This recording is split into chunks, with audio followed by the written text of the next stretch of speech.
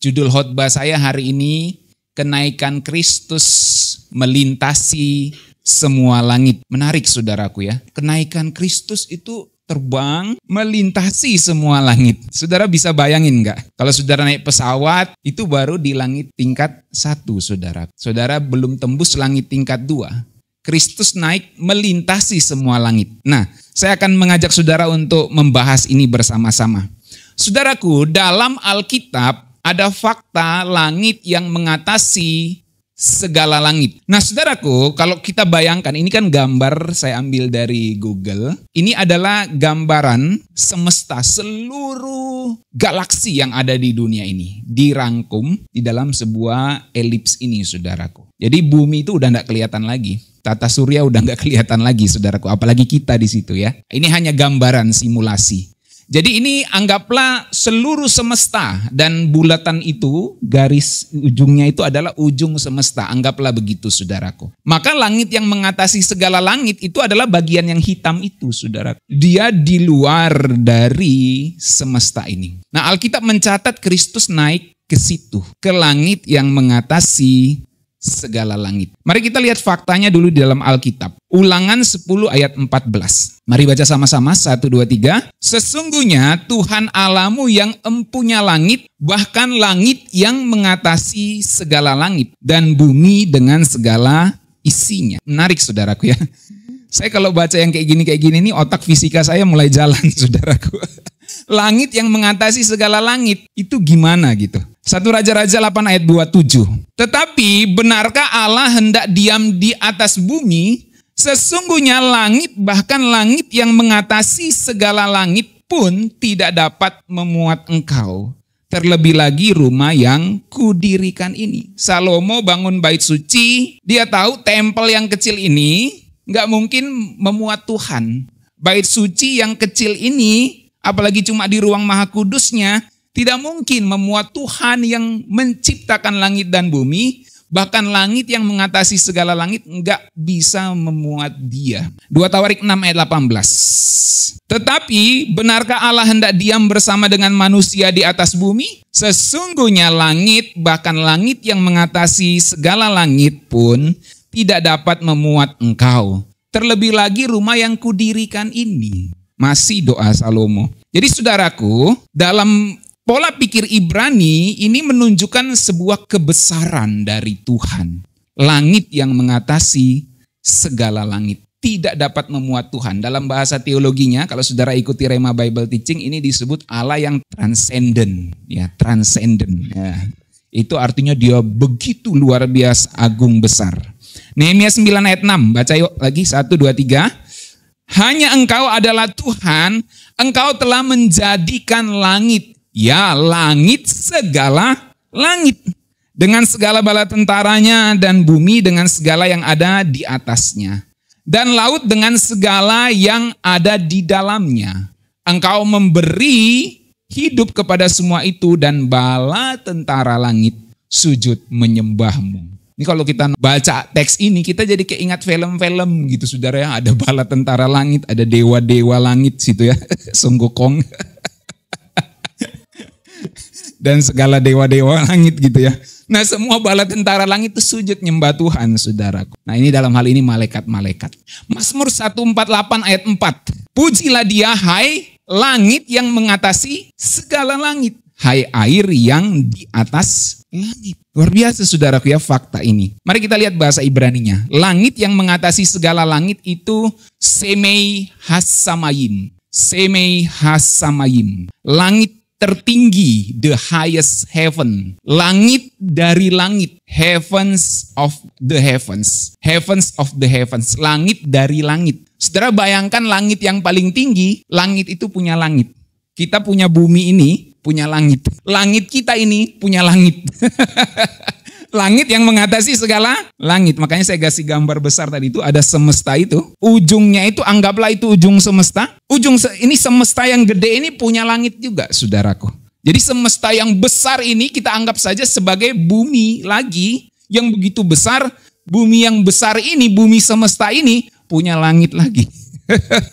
Dan Tuhan itu tidak bisa dimuat juga di langitnya segala langit. Coba.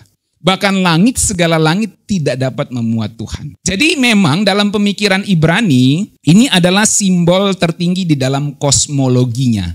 Kosmologi itu ilmu berkaitan dengan kosmosnya. Semesta jagat raya ini, saudaraku. Ini menekankan kebesaran Tuhan Allah kita melampaui struktur ruang dan waktu, space time. Nah, saudaraku, dalam Alkitab juga ada Kristus naik ke sorga melintasi semua langit. Jadi di dalam Alkitab bukan cuma ada langit yang mengatasi segala langit, langitnya langit, tapi Kristus naik ke sorga melintasi langitnya langit itu. Melintasi semua langit. Efesus 4 ayat 10 kita baca. 1, 2, 3. Ia yang telah turun, ia juga yang telah naik jauh lebih tinggi daripada semua langit untuk memenuhkan segala sesuatu. Nah, ini paradoks, saudaraku. Dia naik jauh lebih tinggi untuk memenuhkan segala sesuatu. Seolah dia naik, dia turun lagi dengan segala kepenuhannya. Dan itu bicara tentang Roh Kudus di situ dalam konteksnya. Jadi luar biasa, saudaraku ya. Naik jauh lebih tinggi daripada semua langit. Makanya Tuhan Yesus ngomong adalah lebih berguna jika aku pergi. Gitu. Kalau aku nggak pergi saat ini, nanti penolong itu nggak datang. Tapi poin kita pada langit yang mengatasi segala langit. Jauh lebih tinggi daripada semua langit. Ibrani 4 ayat 14. Baca lagi. Kita banyak baca ayat hari ini. 1, 2, 3. Karena kita sekarang mempunyai imam besar agung yang telah melintasi semua langit. Yaitu Yesus, anak Allah. Baiklah kita teguh berpegang pada pengakuan iman kita. Salah satu kredo yang kita sepakati dan kita setujui adalah pengakuan iman rasuli tadi yang kita baca, yang kita ucapkan. Aku percaya kepada Bapa, aku percaya kepada Yesus Kristus, yang kemudian intinya dia naik ke sorga, duduk di sebelah kanan Allah. Jadi kita punya imam besar yang melintasi semua langit. Nah, mari kita lihat gambar ini. Jadi di dalam pemikiran Ibrani itu ada 3 tingkat langit. Di dalam kitab Henokh itu ada 7 langit, saudaraku. Tapi dalam pemikiran Ibrani secara umum dibagi jadi 3 langit. Dan Alkitab mencatat 3 tingkat langit juga. Jadi Rasul Paulus satu kali dia ngelihat seorang yang naik ke langit tingkat 3. Banyak penafsir mengatakan itu sebenarnya dirinya sendiri yang dibawa Tuhan ke sana. Jadi kita sepakati untuk menyederhanakannya ada 3 tingkat langit. Langit tingkat pertama itu adalah tempat burung-burung terbang, atmosfer kita ini di atas. Kalau dibanding dengan di bawah, tanpa kita injak ini lantai, kita ini sudah ada di langit tingkat 1, saudaraku. Karena kita sudah di atas udara ini, di lantai 3 ya. The first heaven, tempat burung-burung terbang. Nah, batasnya itu sampai atmosfer atau sampai lapisan ozon kita. Setelah itu keluar angkasa itu tingkat langit yang kedua, tempat di mana seluruh galaksi bintang-bintang itu ada. Ini luas banget, saudaraku. Kalau langit tingkat pertama batasnya adalah bumi kita, karena kita beranjak dari bumi kita. Maka langit tingkat 2 itu seluruh semesta. Kalau seandainya kita hidup di planet Jupiter, yang walaupun nggak mungkin kayaknya karena semua di sana itu gas. Kalau kita seandainya hidup di Jupiter, langit tingkat pertama kita ya atmosfernya Jupiter. Setelah itu langit tingkat keduanya adalah seluruh galaksi. Nah, karena kita ada di bumi, langit tingkat pertamanya tempat burung-burung terbang ini. Udara kita, tempat pesawat lewat, itu langit tingkat pertama. Makanya dalam bahasa Ibrani, langit itu samayim, jamak, samayim. Im itu menunjukkan kejamakan. Jadi tingkat keduanya adalah seluruh galaksi, semesta, tempat bintang-bintang. Nah, tingkat ketiganya baru itu ada yang disebut sorga, tempat tahta Allah. Nah, Kristus itu melintasi semua langit itu, saudaraku, sampai masuk ke tahta Allah. Nah, saya mau ajak saudara untuk melihat sedikit tentang fisika ya. Nah, ini. Saudaraku, kita hidup di dalam 4 dimensi, ya, waktu dan ruang. Jadi seluruh jagat raya kita ini masih di dalam 4 dimensi. 4 dimensi itu bukan hanya di bumi ini, seluruh jagat raya kita itu masih termasuk 4 dimensi. Dimensi pertama itu panjang, dimensi kedua itu lebar, dimensi ketiga itu tinggi, dan dimensi keempat itu adalah waktu. Jadi 4 dimensi itu ruang dan waktu. Ruang itu terbentuk dari gini, saudara. Panjang, lebar, tinggi. Maka jadi ada ruang ini, saudara. Ya, jadi ada ruang di dalam kotak ini. Nah, ini ya, ada ruang. Ada ruang di sini, saudaraku. Karena ada panjang, lebar, tinggi. Kalau dia cuma panjang, cuma garis, itu namanya satu dimensi. Nggak ada ruangannya, cuma garis kan? Seperti gini. Ya. Ini saudara ya, bisa lihat ya. Ini saya gambar garis. Set. Ini satu garis aja, dia nggak bisa keluar kan? Karena dia cuma digambar satu dimensi nih. 2 dimensi saya tambahin lebarnya. Set. Dia cuma digambar. Begitu saya kasih tambahin tinggi, ya, dia menjadi ruang. Seperti kita gambar kubus kan. Nanti ada lebar gini, baru nanti ada tinggi. Jadi ruang kan? Nah, gimana nih gambarnya? Intinya jadi ruang seperti gini saudaraku ya. Susah gambar di sini. Jadi ruang dia. Makanya kalau gambar kubus kita gambar itu hanya cuma bisa ada bayang-bayang di belakangnya karena memang tidak bisa sepenuhnya kita keluarin jadi 3 dimensi. Ya, kita bisa gambar 3 dimensinya tapi dia bisa tidak keluar. Makanya yang lainnya harus bayang-bayang gitu, garis-garis bayang gitu. Jadi begitu saudaraku, panjang, lebar, tinggi. Nah kita ini hidup di 4 dimensi. Kalau kita mau ke semesta manapun, misalnya kita ke galaksi Andromeda, kita ke planet Jupiter, kita ke planet Pluto, entah masih disebut planet atau enggak, kayaknya enggak sudah. Kita ke sana itu masih 4 dimensi. Masih ada dalam sebuah kategori besar yang disebut ruang. Semua bilang ruang. Kayak kita ini kan ada di dalam ruangan nih. Ada panjangnya, ada lebarnya, ada tingginya. Dia bukan cuma garis. Kalau cuma garis dia enggak keluar. Nah makanya kalau kita nonton film gitu ya, film-film kartun misalnya ya, atau film apa saja, atau main game, semua tokoh yang ada di dalam situ itu enggak bisa keluar dari TV kan? Kecuali prank-prank gitu ya. Prank gambar hantu, film hantu tiba-tiba keluar hantunya gitu ya, prank-prank Jepang biasanya. Jadi kita nonton layar ini, itu nggak bisa keluar tulisannya saudaraku. Karena dia ada di dalam 2 dimensi. Ada panjangnya, ada lebarnya. Dia nggak ada tingginya keluar sini. Makanya kalau 3D itu biasanya sesuatu yang keluar dari layar kan. Kalau kita pakai kacamata 3D, kalau kita nonton film 3 dimensi itu kan seperti dia keluar dari layar kan. Karena apa? Ada tingginya. Kalau kita nonton TV flat kita, itu atau HP flat kita ini, gambar di dalam ini disebut 2 dimensi. Kenapa? Karena dia cuma panjang dan lebar. Kalau misalnya ada tangan mukul, terus tangannya bisa keluar dari HP kita, maka dia jadi 3 dimensi itu. Artinya ada tingginya dia.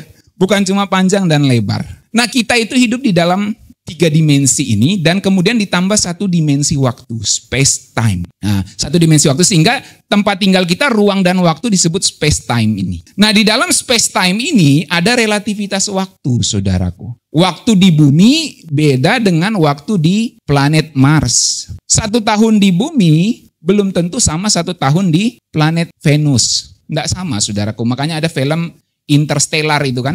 Jadi ada perlambatan waktu saudaraku. Karena pengaruh gravitasi dan lain-lain. Makanya firman Tuhan bilang, bagi manusia 1000 tahun, bagi Tuhan cuma satu hari. Ada perbedaan waktu. Nah terkait ini saudaraku, ketika Tuhan Yesus melintasi dimensi, misalnya dia ada di waktu bumi Yerusalem saat itu, dia naik ke sorga kan. Misalnya dia lewatin langit Indonesia misalnya gitu. Dia udah beda waktu ini kan. Jam 12 siang misalnya Tuhan Yesus naik gitu kan. Di Indonesia jam berapa saat itu gitu kan? Bedanya Yerusalem dengan Israel. Beda kan, dia lewati zona waktu yang berbeda. Di luar angkasa, lalu dia masuk ke surga tingkat 3. Ada perbedaan waktu lagi. Kenapa saya sampaikan gini? Untuk menunjukkan kepada saudara, Kristus itu melintasi semua langit. Dia melintasi semua relativitas waktu itu. Dan itu sebabnya dia menjadi Tuhan atas seluruh alam semesta ini. Nah, bahkan di dalam teori fisika, saudara, ada yang namanya teori string. Teori string itu intinya ada 11 dimensi. Secara matematis, dimensi di seluruh dunia ini harus 11 dimensi. Gimana hitung-hitungannya, saudara tanya aja Google dan ChatGPT. Teori string yang mengatakan 11 dimensi. Jadi intinya kayak gitu. Harus ada 11 dimensi menurut hitung-hitungannya. Nah, saya melihat ini dengan fakta di dalam Alkitab. Memang di dunia kita ini saja, di 4 dimensi kita ini, itu sudah ada dimensi-dimensi yang lain yang disebut alam roh. Benar nggak saudara? Ya, makanya ada roh-roh yang tidak kelihatan kan. Itu mereka hidup di 4 dimensi ini, tetapi mereka hidup di dimensi yang lain. Makanya saya coba tanya ke ChatGPT, itu 11 dimensi itu, ya, dimensi lainnya itu ada di mana? Itu bisa ada di 4 dimensi kita. Jadi dimensi kelima itu bisa ada di ruang dan waktu kita ini, saudaraku. Tapi dia mempunyai hukum-hukum yang berbeda dengan hukum fisika kita. Jadi dia bisa nyentuh masuk ke dimensi kita, bisa juga tidak, saudaraku. Nah, jadi dimensi kelima itu ada di sekitar kita. Jangan-jangan di samping saudara ada malaikat Tuhan nih. Tapi kita nggak lihat, dia ada di dimensi, kita anggaplah dimensi kelima. Sementara kita ada di ruang dan waktu ini. Dia ada di dimensi kelima, dia sedang lihat ini. Dia sedang catat nih, mana nih yang pikirannya lagi di rumah, lagi di medsos. Atau yang sungguh-sungguh dengar Pak Pendetanya ini. Ya, malaikat nih mungkin ada di sini.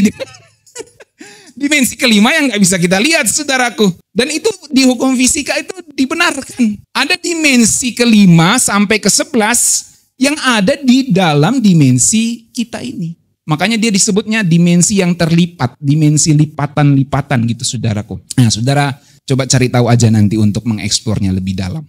Jadi poin saya adalah memang ada berbagai dimensi, ada banyak dimensi, dan Alkitab mencatat dalam soal langit, Kristus tuh masuk ke dimensi yang paling tinggi. Nah, kalau saudara belajar tentang alam roh, di alam roh itu sendiri ada perbedaan waktu, saudaraku ya. Waktunya alam roh itu. Jadi misalnya setan-setan tingkat rendah, itu dia nggak bisa masuk ke dimensinya setan-setan tingkat tinggi. Ada perbedaan waktu juga, saudaraku. Makanya satu kali di dalam Alkitab, malaikat Gabriel ngomong sama Daniel, sudah 21 hari yang lalu sebenarnya aku jalan. Tapi baru sekarang tiba karena ada penguasa kerajaan Persia yang menghalangi perjalananku. Jadi saudara bayangin saja, malaikat Gabriel anggaplah kita sorga itu di atas kan. Jadi dia datang gitu dari atas 21 hari menurut waktunya dalam perspektifnya Gabriel.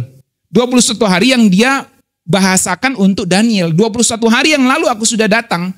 Tapi dihalangi penguasa kerajaan Persia. Selama 21 hari dia bertempur. Akhirnya datang malaikat Mikael membantu. Itu ada di dalam kitab Daniel. Saya nggak cerita dongeng. Ada di Alkitab, saudara ya. Datang malaikat Mikael membantu, lalu kemudian berhasillah malaikat Gabriel ini lolos sampai kepada Daniel dan menjawab doanya. Dari situ kita ngerti, sebenarnya mungkin jawaban doa kita itu, begitu kita ngomong Tuhan aku butuh ini, sebenarnya Tuhan sudah mau jawab. Tapi ada penguasa kegelapan yang menghalangi jawaban itu melalui para malaikatnya. Datanglah malaikat Mikael bantu.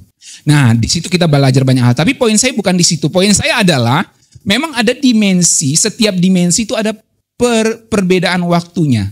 Jadi cocok saja teori relativitas Einstein itu memang ada relativitas waktu. Benda yang berjalan dengan sangat cepat itu berbeda waktunya yang dia rasa dengan kita, saudaraku. Sangat berbeda. Ya. Nah, makanya kita melihat yang pertama poin saya ada dimensi, ada perbedaan waktu, dan ada dimensi yang lebih tinggi dari dimensi kita. Bisa saja dimensi itu ada di sekitar kita, bisa saja dimensi itu secara lokasi ada di tempat yang tertinggi. Nah, itu poin yang saya ingin sampaikan. Oke, lanjut slide-nya. Dalam Ibrani 4 ayat 14, coba kita baca. 1, 2, 3. Karena kita sekarang mempunyai imam besar agung yang telah melintasi semua langit, yaitu Yesus, anak Allah. Oke, sampai situ saja. Kita coba bedah bahasa Yunaninya. Imam besar agung yang melintasi semua langit. Itu bahasa Yunaninya dielei tota tous oranos. Bukan Pithecanthropus erectus gitu, saudara. Ini bahasa Yunaninya ya. Artinya yang telah melintasi langit-langit. Nah, bukan pelabuhan langit-langit ya. Kata kerja dierkomai itu artinya lewat. Menembus, melintasi dari dalam keluar. Sudah bayangin nih, ini seluruh semesta kita ya. Di dalam kotak ini kita tinggal. Di salah satu titik kecil di dalam kotak ini yang namanya jagat raya, seluruh jagat raya. Tuhan Yesus itu keluar dari bumi yang kecil ini, tidak kelihatan di sini, keluar menembus, melintasi semua langit. Ini batas seluruh alam semesta. Dia tembus keluar. Nah, menariknya saudaraku ya, saya langsung shortcut cepat. Jadi begitu dia ada di luar dimensi kita, maka dia bisa lihat semuanya. Sehingga tidak ada yang di luar dari kuasanya. Bisa paham? Makanya dia menjadi begitu besar, agung, dan mulia. Karena dia bisa melihat segala sesuatu di dalam 4 dimensi ini. Kartun yang kita tonton, atau karakter yang kita tonton di dalam film itu, dia nggak tahu. Nah, saya kasih contoh gini ya. Secara cepat lagi ya. Ya. Saya tarik garis begini kan, apa kelihatan saudaraku ya? Nah, begitu saya angkat, dia nggak bisa ngikut kan, ya kan? Kecuali saya masuk ke sini, bisa kan? Tapi begitu saya angkat dia nggak bisa ikut, karena dia nggak punya tinggi 2 dimensi. Anggaplah ini adalah 4 dimensi kita. Anggaplah ini 4 dimensi kita, seluruh jagat raya kita. Begitu Tuhan Yesus naik, dia naik keluar 4 dimensi kita. Kita nggak bisa ikut. Makanya Tuhan Yesus pernah bilang, kemana aku pergi kamu belum bisa ikut saat ini. Nanti aku datang jemput baru bisa ikut. Untuk bisa ikut kita diubah dalam sekejap. Supaya nanti tubuh kita itu bisa keluar dari 4 dimensi ini masuk ke dimensi kekekalan. Bisa paham nggak saudaraku? Anggaplah ini dimensi kita, walaupun ini 1 dimensi, 2 dimensi gitu kan. Ada panjang dan lebarnya kan, panjang lebarnya. Tapi anggaplah ini 4 dimensi kita, ruang dan waktu kita. Kristus tuh melintasi semua langit. Dia keluar dari 4 dimensi. Sehingga kita nggak bisa ngikut. Kita pakai pesawat roketnya Elon Musk pun belum bisa, saudaraku. Belum bisa. Karena dia ada di luar jagat raya. Jadi begitu kita tarik garis lurus, kita tarik pena kita dari sini, dia nggak bisa ikut. Itu yang Tuhan Yesus lakukan dengan melintasi semua langit. Dia keluar dari 4 dimensi ini dan kita nggak bisa ikut. Kecuali kita diubah dalam sekejap saat Tuhan Yesus datang. Kecuali kita dibangkitkan kalau kita sudah mati dan diberikan tubuh yang baru. Maka tubuh baru kita menjadi tubuh yang bisa keluar dari 4 dimensi saat ini masuk ke dimensi kekekalan. Itu maksudnya Tuhan Yesus itu melintasi semua langit. Dia menembus dari dalam keluar 4 dimensi, saudaraku. Itu luar biasa. Ya, saya waktu pelajari kebenaran ini, wow. Ya, kita tahu Tuhan Yesus naik ke sorga, cuma bagaimana kita merasionalkan atau melogikakannya supaya kita bisa melihat betapa kuasa Tuhan itu ajaib luar biasa, saudaraku. Dan kita jadi terkagum-kagum. Jadi Kristus bukan hanya masuk ke langit, tapi melewati semua tingkatannya. Dia menembus sistem langit itu sendiri menuju tahta Allah. Makanya teleskop Hubble, teleskop James Webb itu nggak bisa melihat Tuhan. Tahta Tuhan itu di mana? Karena yang dia bisa lihat itu cuma langit tingkat 2. Sejauh apapun teleskop, secanggih apapun teleskop di dunia ini yang diciptakan, bahkan oleh super AI nanti, kalaupun ada itu super AI nanti, saudaraku. Super artificial intelligence atau robot super nanti yang menciptakan teleskop luar biasa, itu pun tidak akan bisa menjangkau langit tingkat 3. Dia tidak bisa menembus sistem langit itu sendiri. Karena dia cuma dibatasi pada langit tingkat 2. Nah, Kristus itu tembus semua sistem langit. Dia keluar dari sistem jagat raya ini seperti saya gambar tadi itu, saudaraku. Ya, itu luar biasa, ya, sangat luar biasa. Nah, oke. Kita lihat lagi yang Efesus tadi. Efesus 4 ayat 10. Naik jauh lebih tinggi daripada semua langit. Huperano panton ton ouranon. Huperano itu berarti melampaui, lebih tinggi dari. Atau melintasi secara vertikal maupun secara simbolik. Makanya vertikal kan, kita gambar garis. Set, begitu jari saya angkat, dia nggak bisa ngikut nih. Nggak bisa keluar dia. Karena dia terbatas dimensinya di sini saja. Dia nggak ikuti dimensi saya keluar. Saya gambar garis, tarik dia nggak bisa ikut. Karena dimensinya beda. Nah, makanya kita belum bisa naik ke sorga sekarang. Karena dimensinya beda. Gitu. Kecuali orang dapat karunia khusus, dibawa ke sorga dapat penglihatan tentang sorga, ya itu lain soal, saudaraku ya. Tapi secara normal kita masih hidup di 4 dimensi, belum bisa ke sana. Panton, ton, auranon itu semua langit. Itu jamak. Makanya langit itu bertingkat-tingkat, saudaraku. Di langit tingkat 3 itu pun ada tingkatannya lagi. Makanya dalam bahasa Yunani maupun bahasa Inggrisnya itu selalu diterjemahkan jamak, heavens, ya. Nanti surga tahta Allah itu baru heaven-nya, tunggalnya itu, saudara. Itu yang paling tinggi, the heaven. Sebelum the heaven yang tunggal itu ada the heavens. Langit, langit, langit, langit. Baru nanti entah kita anggaplah ada semacam membran membatasnya gitu, saudara. Baru masuk langit tingkat 2. Baru nanti masuk ke bumi kita ini. Nah, itu 4 dimensi yang Tuhan lewati. Bahkan Tuhan itu melewati 11 dimensi. Kalau kita pakai teori string fisika itu, saudaraku. Dia melewati segala semuanya. Makanya di Alkitab dicatat dia lebih tinggi dari penguasa-penguasa kerajaan angkasa. Dia lebih tinggi dari semuanya itu untuk menekankan otoritasnya yang mutlak atas semua dimensi. Ya. Nah, di sekitar kita ini ada dimensi lain nih, dimensi alam roh. Jadi saudara pikir alam roh itu ada di tempat lain di luar bumi? Enggak, alam roh itu ada di sekitar kita ini. Makanya orang kalau punya penglihatan-penglihatan khusus dia bisa lihat, ada setan di pohon itu. Karena dia bisa melihat ke dimensi yang berbeda. Atau setannya itu masuk ke 4 dimensi manusia. Dia keluar dari dimensinya masuk ke 4 dimensi manusia untuk menampakkan diri. Gitu. Jadi roh itu bisa masuk ke dimensinya manusia, kita yang nggak bisa masuk ke sana kecuali dengan kekhususan. Ya. Nah jadi kalau kita lihat kenaikan Kristus melintasi semua langit ini, huperano pantonton oranon ini bukan sekedar naik secara geografis, tapi menembus semua lapisan realitas ciptaan. Dari alam materi, alam kosmik, hingga melampaui ke realitas ilahi. Ya, jadi masuk sampai tahta Allah. Paulus memakai metafora kosmik ini untuk menunjukkan bahwa Kristus itu tidak naik ke langit tingkat pertama maupun kedua. Jadi saudara jangan cari sorga itu di langit tingkat 2. Karena sorga itu di langit tingkat ke-3. Jadi dia melintasi huperano semua itu menuju tahta Allah. Kalau kita bandingkan dengan Ibrani 4 ayat 14 tadi kita sudah baca itu, kita lihat Ibrani 7 ayat 26. Coba baca sama-sama, 1, 2, 3. Sebab imam besar yang demikianlah yang kita perlukan, yaitu yang saleh, tanpa salah, tanpa noda, yang terpisah dari orang-orang berdosa, dan lebih tinggi daripada tingkat-tingkat sorga. Nah, jadi nanti kalau kita perluas maknanya ini saudaraku ya, kalau saudara mau masuk tembus ke dimensinya Tuhan itu, saudara harus hidup saleh, tanpa salah, tanpa noda, terpisah dari orang-orang berdosa. Untuk bisa tembus ke dimensi yang lebih tinggi pada tingkat-tingkat sorga. Ini Alkitab catat gitu. Lebih tinggi daripada tingkat-tingkat sorga. Jadi di sorga pun ada tingkatan-tingkatan. Ini berkaitan nanti dengan upah setiap orang itu berbeda. Berkaitan lagi dengan langit baru, bumi baru. Jadi langit baru, bumi baru itu di mana? Di dimensi yang berbeda yang Tuhan bawa ke jagat raya ini nanti. Langit baru, bumi barunya. Tata Allah turun kan. Tapi nanti bukan di bumi ini.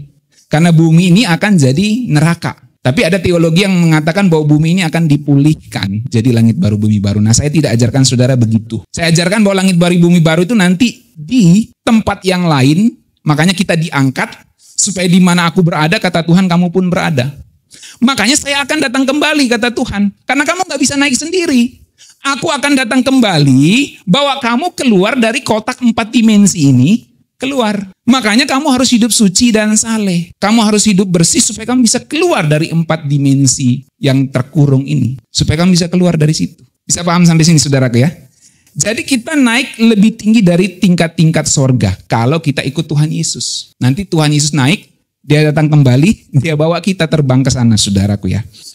Nah, saat ini saudaraku, kita hidup di 4 dimensi. Ruang dan waktu. Panjang, lebar, tinggi plus waktu yang berjalan. Tapi jangan lupa suatu saat nanti kita akan dibawa ke suatu dimensi yang baru. Sampai sini saudara bisa ikutin nggak? Pusing nggak?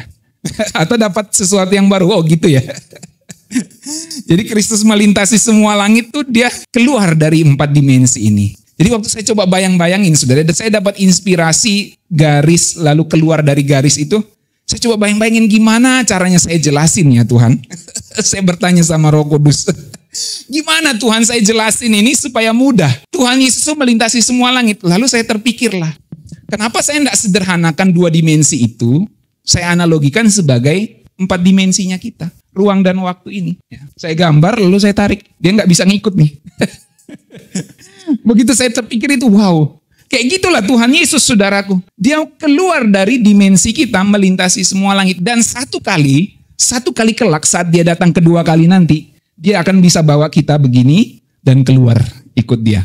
Itu yang disebut rapture, pengangkatan. Nah saudara mau ke sana enggak? Makanya ada lagu kan. Ada pertemuan di udara. Pertemuan yang manis. Saya rindu bertemu di sana. Apa? Jauh di udara. Lalu nyanyian yang terdengar yang belum pernah didengar adalah kegirangan dan anak Allah yang pimpin kita. Pertemuan di mana? Di udara. Nah, selama ini kita ada di sini saja saudara. Di udara itu keluar nanti. Ke atas saudara, kita akan naik ke langit baru dan bumi baru. Nah, tapi kita masih ada di bumi saat ini. So, apa pelajarannya buat kita? 2 saja. Yang pertama, arahkan fokusmu ke atas, bukan cuma ke sekitar. Satu kali kita akan keluar dari 4 dimensi ini, saudaraku. Menembus semua langit, mengikuti Tuhan kita. Makanya Kolose 3 ayat 2 sudah mengatakan, baca. Pikirkan perkara yang di atas bukan yang di bumi. Gitu. Jadi kita latihan nih. Latihan keluar dari sini. Latihan keluar dari sini. Kita pikirkan perkara yang di atas. Jangan cuma tengok sekitar. Sambil kita kerja, sambil kita ke gereja, sambil kita mengerjakan perkara-perkara dunia yang memang menjadi tanggung jawab, memenuhi kebutuhan hidup kita sehari-hari. Jangan lupa arahkan fokusmu ke atas. Karena satu kali kelak engkau akan naik ke sana. Yesus sudah naik ke langit tertinggi dan duduk di tahta otoritasnya. Duduk di sebelah kanan Bapa. Artinya hidup kita sekarang dipimpin oleh realitas surgawi. Bukan cuma apa yang kelihatan. Jadi kalau kita pakai teori string yang saya sebut tadi itu saudaraku ya. Di dalam 4 dimensi sini ada juga dimensi lain, dimensi ke-5 sampai 11. Tuhan bisa masuk lewat dimensi-dimensi itu untuk pimpin kita. Gitu. Untuk pimpin kita. Dia Tuhan segala dimensi, maka dia bisa intervensi ke dalam dimensi kita. Dia naik keluar dari seluruh jagat raya ini ke langitnya langit, sehingga dia bisa lihat dari kiri kanan, dia putar-putar. Kalau dia lihat nanti, oh ada orang yang berdoa butuh pertolongan, dia setel, cet, datang pertolongan. Bisa bayangin gak saudara? Makanya dia Tuhan yang luar biasa. Dia naik ke langit supaya dia punya otoritas atas semua dimensi yang ada ini saudara. Dan itu luar biasa. Makanya imam besar kita itu melintasi semua langit. Itu dibenarkan oleh hukum-hukum fisika. Dan dengan begitu dia bisa mencampuri atau dia bisa intervensi kepada semua dimensi ini saudara. Itu luar biasa. Jadi arahkan fokus kita ke Tuhan. Waktu kita ambil keputusan, reaksi atau langkah hidup kita tanya, apa ini sesuai dengan Kristus yang memerintah dari atas sana. Dia memerintah dari dimensinya yang tertinggi dan dia melihat apakah anak-anak muda, apakah orang-orang tua di jemaat Rema waktu ambil keputusan tanya Tuhan dulu atau tanya ChatGPT atau tanya Google.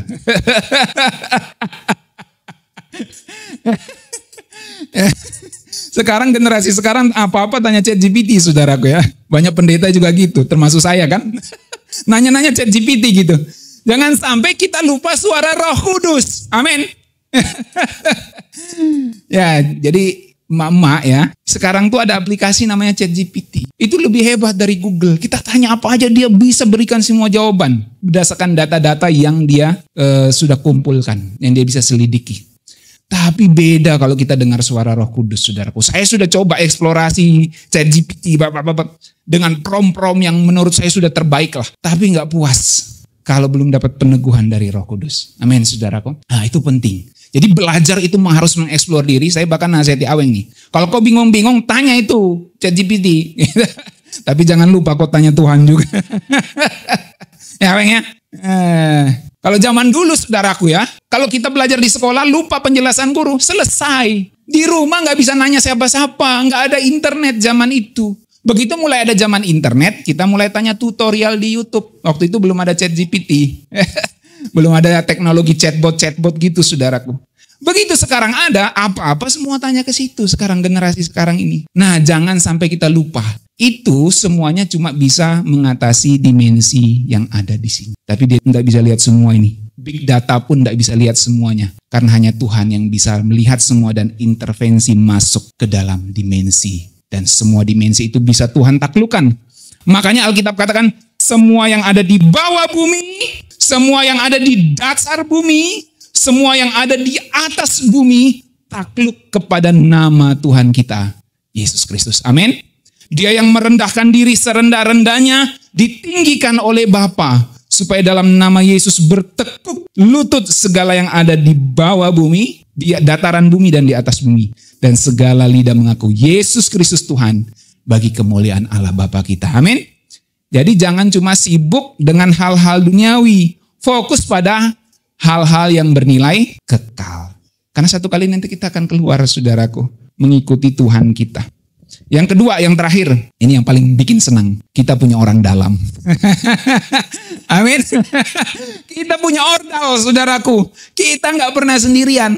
Jadi makanya kalau ada meme-meme itu kan, kau masuk surga, yakin banget emang ada ordal? Ada. Ada orang dalam kita, saudaraku. Roma 8 ayat 34. Ia hidup menjadi pembela kita. Ya, coba kita baca teksnya, Roma 8 ayat 34. Roma 8 ayat 34. Baca di Alkitabnya, nggak ada di slide. Buka semua. Roma 8 ayat 34. 1, 2, 3. Kristus Yesus yang telah mati, bahkan lebih lagi yang telah bangkit, yang juga duduk di sebelah kanan Allah, yang menjadi pembela bagi kita. Coba saudara bayangin. Dia kan pergi jauh di sono, bener nggak? Teleskop Hubble, teleskop James Webb pun nggak bisa lihat itu Tuhan lari kemana itu. Waktu dia naik, tertutup awan terus dia lari kemana itu. Entah dia pakai lubang cacing, apa itu namanya, wormhole itu ya. Masuk ke lubang cacing atau gimana gitu. Tapi menariknya, dia duduk di sebelah kanan Allah malah jadi apa? Pembela. Kok bisa? Ya ilustrasi paling sederhana gini. Karena dia keluar dari 4 dimensi, maka dia bisa putar-putar nih seluruh dimensi. Dia lihat ini, oh itu ada Aweng lagi berdoa. Apa yang dia butuh? Oh butuh lulus. Tapi dia sudah belajar sungguh, oke, saya bantu. Ada orang dalam. Bisa paham gak saudaraku? Tentu Tuhan bekerja dengan tertib, tidak akan memanjakan kita. Jadi dia jauh, pergi jauh, tapi malah jadi pembela. Kok bisa? Karena dia keluar dari dimensi dan dia bisa menguasai 4 dimensi ini, saudaraku. Kalau dia keluar dari 4 dimensi, ya, dia masih di dalam sini. Gitu. Makanya dia tidak bisa kuasai semuanya. Makanya kan dia disebut mengosongkan diri. Makanya kenosis yang saya jelaskan itu lebih masuk akal. Dia benar-benar mengosongkan diri jadi manusia. Tapi rohnya tetap roh Allah, anak. Dia nggak boleh maha tahu, nggak boleh maha hadir waktu dia ada di muka bumi. Nggak boleh, karena dia mengosongkan diri. Tapi begitu dia selesai dan menang, maka dia dimuliakan. Makanya kenaikan Kristus itu dalam dunia teologi disebut pemuliaan. Semua bilang pemuliaan. Dia dimuliakan, saudaraku. Dia dimuliakan. Eksalsasi namanya, ya. Dia mendapat pemuliaan. Waktu dia keluar dari dimensi itu, dia bisa lihat semuanya karena dia menjadi maha hadir, maha tahu, maha kuasa.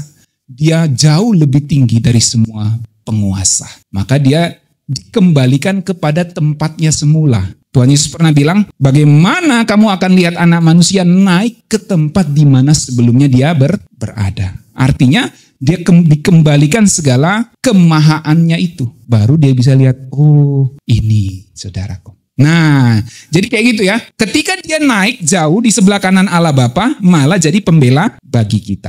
Jadi Yesus naik bukan untuk ninggalin kita. Justru sebaliknya dia naik ke sorga supaya jadi pembela kita. Imam besar kita yang ngerti dan belain kita di hadapan Allah Bapa. So, bisa di next. Pas kita ngerasa gagal saudaraku, kita jatuh, kita ditolak. Ingat ada Tuhan Yesus yang bela kita di ruang tahta di sorga. Kok bisa dia di sorga saat ini tapi jadi pembela bagi kita? Karena dia menguasai seluruh dimensi. Dia bukan ada di dalam kotak 4 dimensi ini. Dia keluar dan dia menguasai semuanya. Dia lihat sampai ke dalam-dalamnya. Jadi jangan takut saudaraku. Kita punya orang dalam. Tuhan kita sendiri. Amin. Orang dalam kita nggak kaleng-kaleng saudaraku ya. Tapi sebagai orang yang punya relasi dengan orang dalam, jangan bikin malu namanya orang dalam itu. Benar nggak? Ya, jangan bikin malu namanya orang dalam itu. Maka kita harus hidup benar sesuai dengan kehendak dan perintahnya orang dalam itu. Amin. Ya kan? Kalau saudara dibantu sama orang dalam, masuk ke perusahaan, masuk ke kantor, saudara jangan bikin malu orang dalam itu. Tunjukkan kualitasmu. Tunjukkan bukti bahwa kamu pantas untuk mewakili atau dibantu oleh orang dalam itu, ya. Jangan kita bikin malu-malu. Akhirnya kita yang punya orang dalam nggak jadi kesaksian karena kita masuk karena orang dalam dan kita nggak menunjukkan kualitas kita nggak jadi saksi. Tapi kalau kita dibantu dengan kasih karunia-Nya orang dalam itu bukan karena perbuatan baik kita, tapi kita bisa menunjukkan perbuatan hidup yang diperintahkan oleh orang dalam itu, maka kita bisa jadi yang namanya saksi. Untuk menunjukkan keselamatan itu kasih karunia, bukan perbuatan baik. Amin. Karena aku dibantu oleh kasih karunia-Nya orang dalam ini. Dan aku hidup sesuai dengan aturannya orang dalam. Kamu nanti bisa masuk juga punya hubungan dengan orang dalam. Tapi kamu harus tunjukin kualitas hidupmu. Itu namanya jadi saksi. Jadi ada 2 yang kita pelajari. Tuhan Yesus melintasi semua langit. Pelajaran yang pertamanya, arahkan fokusmu ke atas bukan cuma ke sekitar. Karena satu kali kita keluar dari space time kita ini, 4 dimensi kita. Masuk ke dimensi di mana hukum-hukum fisika biasa tidak akan berlaku secara mutlak lagi, saudaraku. Yang kedua, kita punya orang dalam, kita nggak pernah sendirian. Maka tunjukkan kualitas hidup seperti yang orang dalam inginkan, supaya kita nggak malu-maluin dia, dan supaya kita jadi saksi. Tuhan Yesus berkati kita sekalian. Mari kita doa.